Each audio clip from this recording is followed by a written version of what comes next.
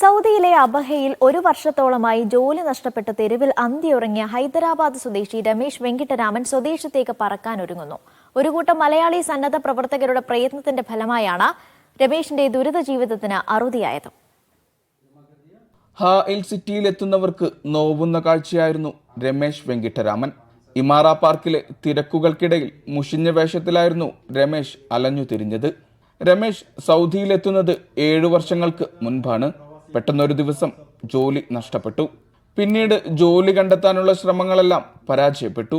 കഴിഞ്ഞ 3 വർഷത്തോളമായി വരുമാനം നിലച്ച രമേശ് അലഞ്ഞു തിരിയുകയായിരുന്നു. ഇമാറ പാർക്കിലെ സിമന്റ് ബെഞ്ചിൽ അഭയം തേടിയ രമേശിനെ കണ്ടെത്തുന്നത് ഒരു കൂട്ടം മലയാളികളായിരുന്നു. സാമൂഹിക പ്രവർത്തകനായ ചാൻസ അബ്ദുൾ റഹ്മാന്റെ നേതൃത്വത്തിലാണ് ഇദ്ദേഹത്തെ നാട്ടിലെത്തിക്കാനുള്ള പ്രവർത്തനങ്ങൾ തുടങ്ങിയത്.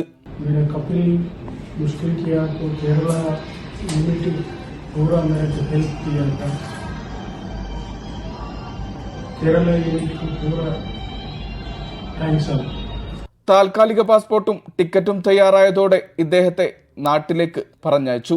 Media 1, Riyadh.